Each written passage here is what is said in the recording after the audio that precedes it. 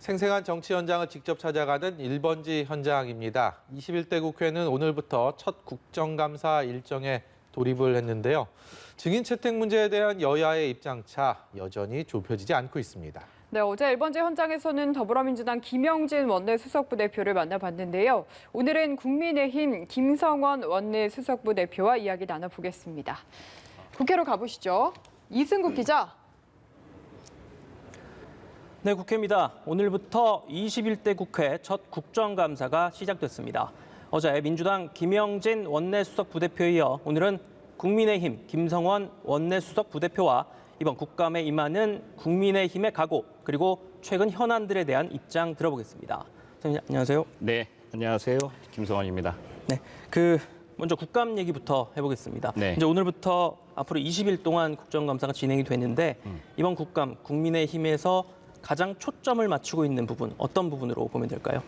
국정감사를 임하는 모든 정당의 최종 목표는 똑같을 겁니다. 민생 국감 또 정책 국감을 통해서 그 변화의 그 느낌을 또 국민들에게 전달하는 것이죠. 근데 이제 민주당에서는 이제 일하는 국회를 표방으로 해서 저희가 봤을 때는 문재인 정부를 위해서 일하는 국회고, 그리고 이제 국민의힘은 국민의 뜻을 모아서 국민들에게 제대로 일하는 국회의 모습을 보여주고자 이번 국정감사에 진정성을 가지고 절실하게 임하고 있습니다. 근데 이제 오늘 국감 첫날 진행 상황을 보면 네. 아직도 그 여러 상임위에서 증인 채택 문제 둘러싸고 여야 간의 합의가 이루어지지 않는 모습을 볼 수가 있습니다. 특히 국방위원회 같은 경우는 일반 증인이 한 명도 채택이 되지 않은 상황인데요. 이런 상황 지금 어떻게 보고 계십니까? 참 특이하고 일어나서는 안 될 그런 상황인 것 같습니다. 국감의 증인으로 나와서 내가 국민들에게 진실을 알려주고 또 이것에 대한 사실관계를 명확하게 알려주겠다고 증인이 자청을 한 경우도 있고 그렇게 한 경우도 있는데 민주당에서 거부를 했어요. 특히 이제 국방위 같은 경우는 추미애 장관 아들 사건이 있고 이것은 정의의 문제 아니겠습니까? 또 두 번째, 우리나라 대한민국 국민이 북한의 피격에 의해서 사살된 사건. 과연 무엇이 진실인지 국정감사를 통해서 낱낱이 밝혀드려서 국민들에게 이것이 진실이고 이것이 정의다라고 알려드려야 되는데 저희가 생각할 때는 이거 완전히 방탄국회가 아닌가 그렇게 생각하고 있습니다. 지금 말씀하신 것처럼 지금 증인 채택 문제 관련해서 추미애 법무장관 아들의 군복무실 특혜 의혹, 그다음에 그 북한군의 우리 국민 필살 사건, 이 두 사안이 여러 상임위에 걸쳐서 지금 제일 쟁점이 되고 있는 걸로 보이는데 민주당에서는 추 장관 아들 사건은 국민의힘이 검찰에 고발을 했고 검찰에서 불기소 처분을 했기 때문에 일단락된 것 아니냐. 또 이 그 공무원 피격 사건 관련해서는 그 공무원 숨진 공무원의 친형을 증인 채택 문제 관련해서는 이게 이 국감이 정치 공세장으로 변질되지 않을까 하는 우려가 있다. 이런 입장인데 국민의힘 입장은 어떠세요? 다시 한번 말씀드립니다마는 정치의 공세가 정치 공세가 아니라 우선 국민들께서 정확한 사실관계를 알려드리고자 하는 것이 또 야당의 역할 아니겠습니까? 우선 추미애 장관 아들 같은 경우는 이것은 정의의 문제라고 저희는 보고 있는데 저희가 줄기차게 계속 얘기해왔던 부분은 추미애 장관이라고 하는 부분은 사법부의 수장 아니겠습니까? 사법부의 수장이 당사자인 경우에 검찰이 뭐 제대로 수사가 되겠냐. 저희가 줄기차게 주장을 했던 것은 검찰의 수사가 아니라 지금 특임검사나 특별검사로서 검찰의 수사의 독립성을 유지한 상황에서 정확한 사실관계를 좀 파악하고자 이렇게 했었는데 검찰에서 그냥 모든 사안에 대해서 다 불기소 처분을 함으로써 일종의 면죄부를 준 사안이거든요. 이거 납득할 수 있는 국민들이 그렇게 많지 않다고 봐요. 이 부분에 대해서 다시 한번 국회에서 국정감사를 통해서 정확한 사실관계를 좀 알아야지 되겠다 이런 생각이 들고요. 그다음에 이제 우리 대한민국 공무원이 북한의 피격에 의해서 된 부분에 대해서는 그 형 입장이나 어저께 그 아들의 편지가 공개가 됐죠. 대통령에게 보낸 편지가 됐듯이 그 억울함도 한 사람의 억울함도 반드시 풀어줘야지 되는 것도 또 국회 역할이라고 생각을 합니다. 과연 무엇이 진실인지 무엇이 정의인지 우리 이번 국감을 통해 갖고 철저히 좀 파헤치도록 하겠습니다. 좀 관련해서 이번 이 증인 채택 문제 때문에 일부 상임위원회에서 이 국민의힘 의원들이 국감을 거부하겠다, 보이콧 얘기까지 나오고 있는데요. 근데 뭐 어제 주호영 원내대표도 얘기를 하셨지만 일반적으로 이 국감은 야당의 시간이다 이런 얘기가 있는데 국감을 안 하게 되면 뭐 국민 야당에서 손해 아닌가 싶은데. 아유, 예. 그렇죠. 이게 야당의 시간이라고는 하지만 야당의 시간이 안 되게끔 이렇게 지금 방해가 많이 들어오고 있는 상황입니다. 방해. 제대로 된 증인이 있었고 그 증인의 일종의 참고를 통해 가지고 정부의 진실된 그런 사실관계를 파악할 수가 있는데 그 증인을 지금 차단한 상황이거든요. 그럼에도 불구하고 국민들께서 원하는 거는 국민의 힘이 비록 약자고 소수이고 하지만은 그래도 끝까지 원내에서 강경하게 투쟁해라. 이러한 국민의 명령을 알아듣고 그래도 제한된 그런 상황이지만은 최선의 노력을 다하도록 하겠습니다. 네. 뭐 극소수는 아니지만 민주당에 비해서는 뭐 의석수가 적으니까 그렇게 표현을 하신 것 같은데 어쨌든 지금 상황에선 타협점 찾기가 쉽지가 않아 보이는데 또 지난 일요일 날 네. 또 이 민주당, 국민의힘 원내대표, 원내수석, 원내대변인들 같이 저녁도 하시고 이 양측의 이 대화의 통론이 열려 있는 걸로 알고 있습니다. 어떻게 원내 지도부끼리 좀 타협 접점을 찾을 가능성이 좀 있을까요? 뭐 오늘 아침까지 뭐 두 대표님 간의 이제 말씀을 들어보면은 거의 뭐 평행선이다 싶은 건데 그래도 정치는 또 움직이는 생물 아니겠습니까? 주영 대표께서 마지막으로 김태현 대표에게 한번 간곡하게 증인 채택에 협조해 주실 것을 다시 한번 요청드리지 않을까 이렇게 생각하고 있습니다. 네, 국감 얘기는 이 정도로 마무리를 하고 이 정기국회 현안에 대해서 몇 가지 질문 드리겠습니다. 네. 먼저 그 민주당이 공정경제 3법이라고 얘기를 하는 이 법안들에 대해서 국민의힘 김종인 비상대책위원장이 원칙적 찬성 입장을 밝히면서 이번 정기국회 회기 내에 처리가 될지 여부에 관심이 쏠리는데 어떻게 보세요? 우선 그 네이밍이 지금 이제 공정경제 3법이라고 하셨는데요. 그거는 민주당에서. 민주당에서 그렇게 주장을 하는 거고 또 보는 각도에 따라서 또 다른 시각에 따라서는 뭐 관치경제 3법이라고 부르는 경우도 있고 뭐 국가경제 3법이라고 네. 부르는 경우도 있지만은 저희는 그냥 경제 관련 3법이라고 말씀드리겠습니다. 포스트 코로나 이후에 분명히 경제의 이 구조적인 틀은 좀 바뀌어야지 된다고 생각을 합니다. 다만 이것을 입법 과정 중에 있었을 때 그 영향이 어떻게 미칠지, 그다음에 부작용은 어떤 것이 있을지, 그다음에 과연 이것이 경제에 도움이 될지 이런 것들은 면밀하게 상임위에서 저희가 따져봐야지 되는데 큰 원칙상으로는 저희도 뭐 그 경제 관련 3법에 대해서는 적극적으로 참여해가지고 충분한 토론의 논의를 거쳐가지고 합의점을 이뤄내도록 최선의 노력을 다하도록 하겠습니다. 예.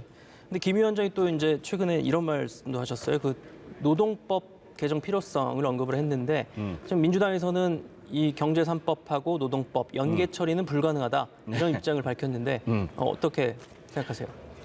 저희 아무도 연계 처리한다고 말씀드린 적은 없는 것 같습니다. 제 기억상으로는요. 뭐 조영 원내대표가 또 가능성 시사하시기도 그건 가능성일 뿐이지 뭐 연계 처리한다 하진 않았습니다. 네. 왜 그러냐면은 이 법이라고 하는 것은 각각의 특징이 있어가지고 하는 거지 이 법이 되고 저 법을 해달라 이렇게 되는 것은 아니거든요.